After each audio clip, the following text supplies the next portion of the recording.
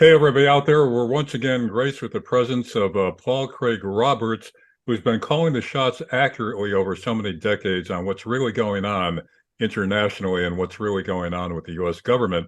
One of the latest points of interest, and perhaps the future of the country being affected by it, is the indictment, first time indictment of a former president for a criminal alleged activity. Donald Trump was a target. Paul, how momentous and how much of a influencer is this going to be for future events of the country? Tremendous, I think, Larry. Not so much because of Trump. I mean, the case is fabricated. It has no basis in any law. But why it's of such great momentum, why it's so important, put it that way, is that it shows a complete breakdown in the teaching of law in law schools. That a case like this could be brought by a Harvard law graduate shows you that the United States no longer has a legal system. It no longer has law professors capable of teaching law. Law has become a weapon that political opponents use to destroy one another. It's just like it used to be in South America, where the change of government was a dramatic event because the incoming government would arrest all of the outgoing government and put them in prison. And this sort of destabilizing tendency was common throughout Latin America and probably also Africa. I don't know about Africa. So what we have here, it also shows what happens when you move away from merit-based university admissions to quota-based admissions.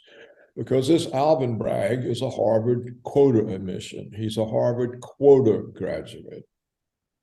He knows nothing whatsoever about law. You can tell from the indictment, and this is the opinion of all kinds of legal authorities, not just Trump supporters or conservatives, but people on the left, like Dershowitz, the Harvard law professor, the famous constitutional lawyer. Let me just read you a few statements from a former New York and Manhattan district attorneys. Here's Daniel Bibb. Now, he's a former prosecutor. He says, if it wasn't Donald Trump, no prosecutor in the world would have touched this. If you and I did what Trump did, we would never have been charged. In other words, it's a package they have fabricated to try to entrap one person. No one in history has ever been charged under these laws. In fact, we don't even know what the main law is that this Harvard quota graduate is using because he won't tell us. For example, here is a former Manhattan prosecutor, Mark Betterow.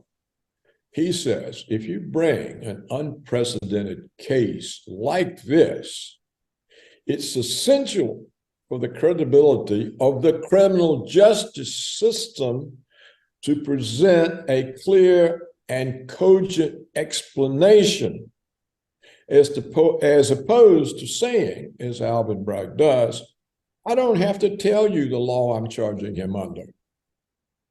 I don't know if the American public understands. So we don't know what the law is that Bragg is using to charge Trump under. Bragg said that he is legally not required to disclose the alleged offense that makes it a felony. Is that true? Yes, it's true. So he legally doesn't have to disclose it? He didn't. Well, I don't know if it's true or not. I doubt that's true. It makes that would be like the famous book by Kafka, The Trial. This is a famous dystopian novel. This guy is on trial. He's on trial and he doesn't know what he's on trial for.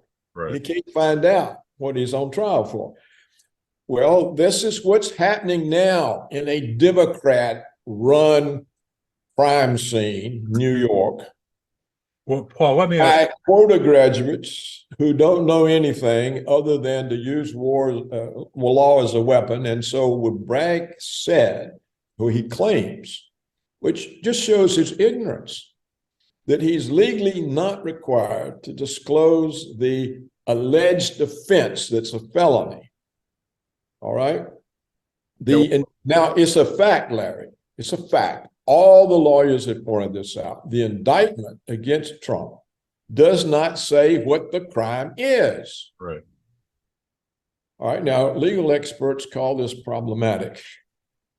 I call it, it's like they brought to life Kafka's novel. Now, in Trump's case, Bragg said that the phony business records, which he says are phony, they're not phony. They're real business records. He says that they reported the payment to the stripper or the prostitute or the porn star, whatever she was, that they reported the payments to her as a legal expense of the company. And and this is the personal opinion of Bragg. There's no evidence for it. He claims it was a campaign contribution that Trump made to his own campaign, and it exceeded the legal amount of a campaign contribution. Well, who says it's a campaign contribution? Well, Paul, let me ask you this. There's no evidence. Let me finish this and you can ask all the questions you want. Right? All right. In other words, he's claiming that Trump used the payment to Stormy Daniels to promote his candidacy by unlawful means. Well, this is nonsense. But under New York law, to misreport an expense is a misdemeanor. It's not a felony. So where does the felony come from? Well, we don't know because he doesn't say what the charge is. But how can a state court try somebody on a federal felony? You can't. The state court tries you for breaking state laws. It has no jurisdiction to try somebody in a state court for violating a federal law, because the federal law requires a federal case in a federal court. So you can see the whole thing is preposterous. Now, one of the assistant prosecutors, Chris Conroy, who is part of Bragg's team, he also claims that the defendant falsified business records in order to conceal unlawful efforts to promote his own candidacy. Well, it's a long-known thing that any public figure who has any money is going to meet some kind of charge. Somebody is going to extort him, a woman. They're going to extort you. It happened to Clarence Thomas, to Judge Bork, if I remember correctly. They always come up. If they're not doing it on their own, they're put up to it by one party or the other. So they come up with a charge, and mainly it's a chance to get money. Now, a rich person like Trump, it's much cheaper for him to pay them off, to get rid of them, than to spend all the money on lawyers and have all this going on during a campaign. when all the women would say, oh, you know, he's married, but he was fooling around with a porn star. And so you just do that. In fact, we don't even know Trump knows how the payment was made, because there's a huge staff, there's an operation. Actually, Cohen, the lawyer, made the payment. I've been on corporate boards, and I know for a fact that neither the board nor the CEO knows most of what the executives and people are doing.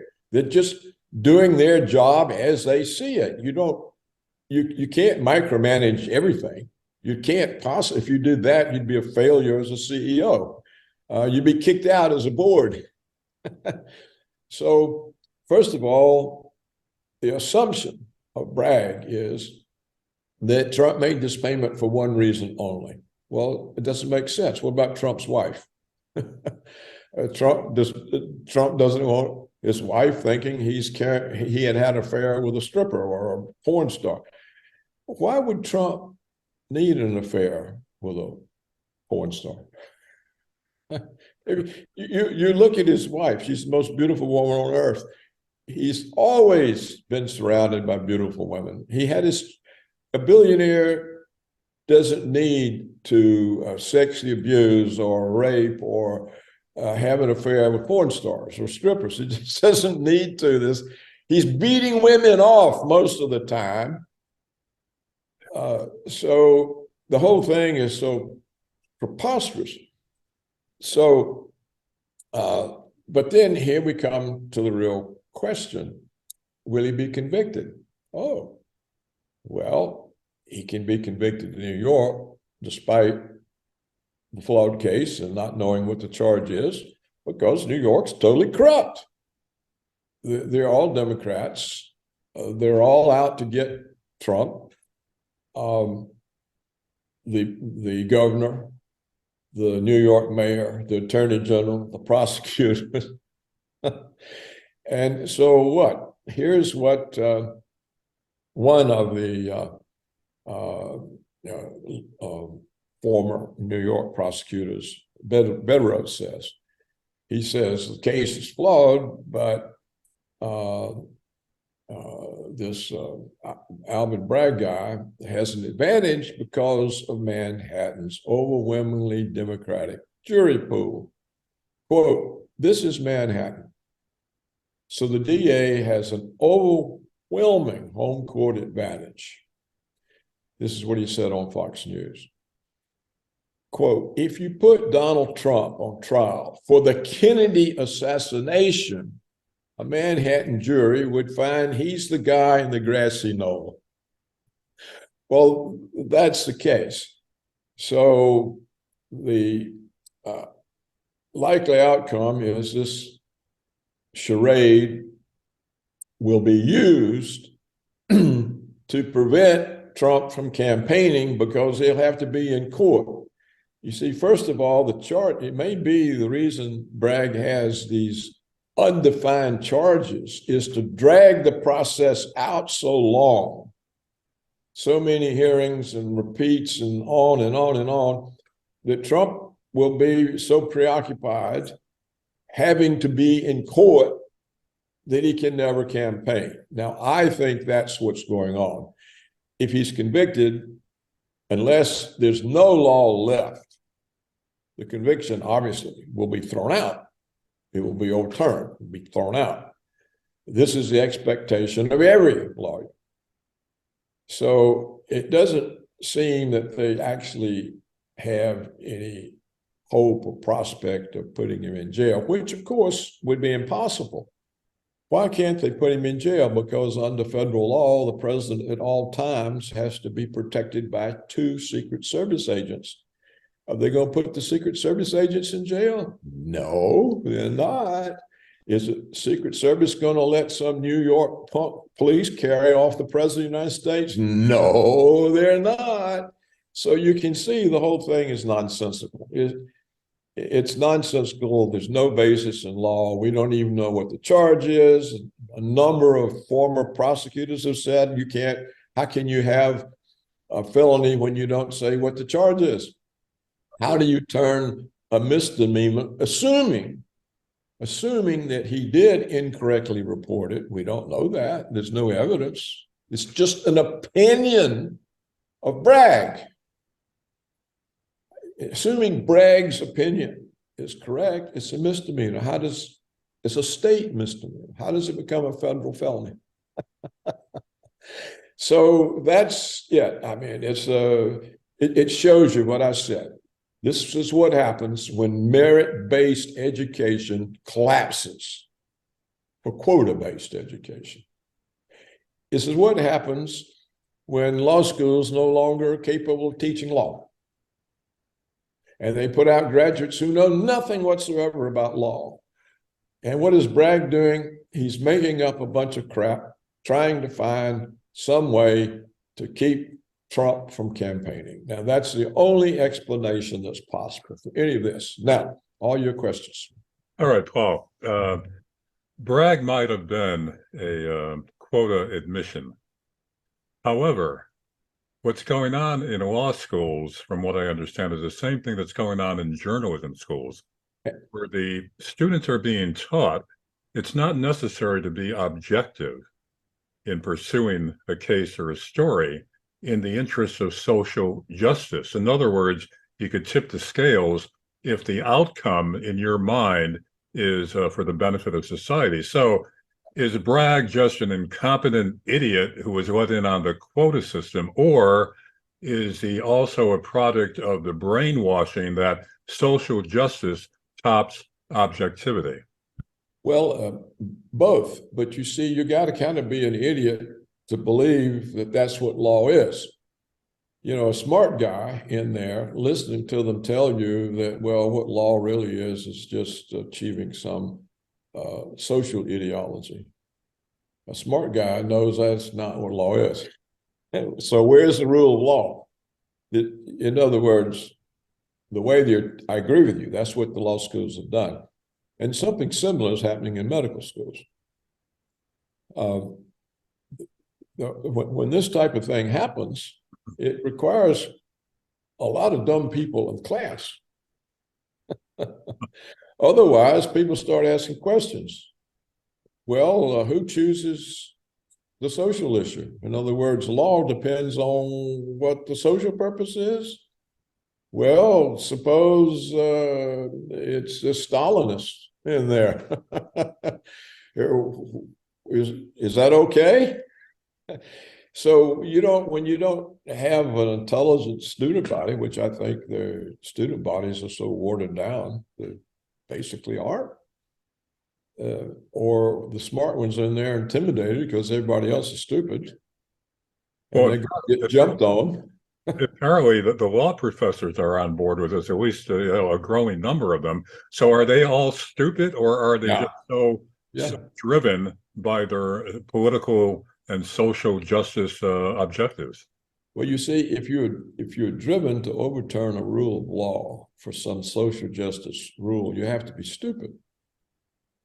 A smart person can't make that decision. The rule of law was achieved over centuries of struggle.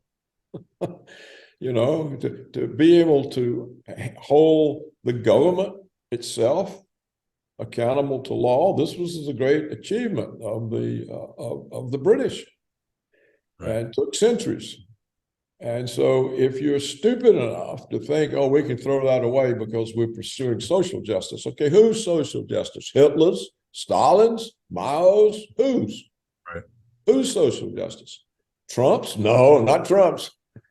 So that, in other words, it shows the it's been barbarized. Yeah. The law schools, the faculty said now barbarians.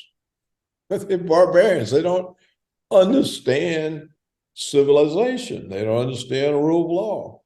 And so for them, it's a weapon. It's just a weapon. And that's the way to sum up your emphasis that they want to use law for social purposes. They want to use it as a weapon against the enemies of their personal agenda. Right. But that leads me to the next question. Now, as you mentioned, Dershowitz says he'll be convicted in a New York court, but it'll be overturned on appeal. Now, even if it's overturned on a higher court, which seems, likely, or it should be anyway, even if it's overturned, does the precedent of bringing the indictment itself set a new precedent to go after, to politicize the process in the future, even though an appellate court may overturn it? Well, the indictment of Trump sets a precedent if they get away with it.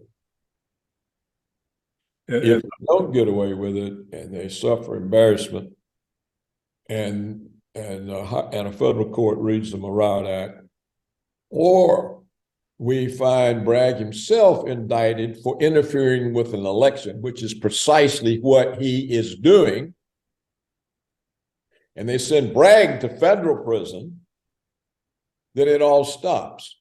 But if the Republicans, a lot of them want to get rid of Trump too, because they're part of the establishment. They get all this money from the military security complex for campaign contributions. Trump wanted to normalize relations with our necessary enemy for the military security complex's budget, blah, blah. So you don't really know what's going to happen, because all these people, they can't see beyond the end of their nose. That's as far as they can see. And so you'll see people like Mitch McConnell, who I think is completely stupid. He'll probably think, oh, yes, let's let them get Trump. We'll be rid of him. The party needs to be rid of him.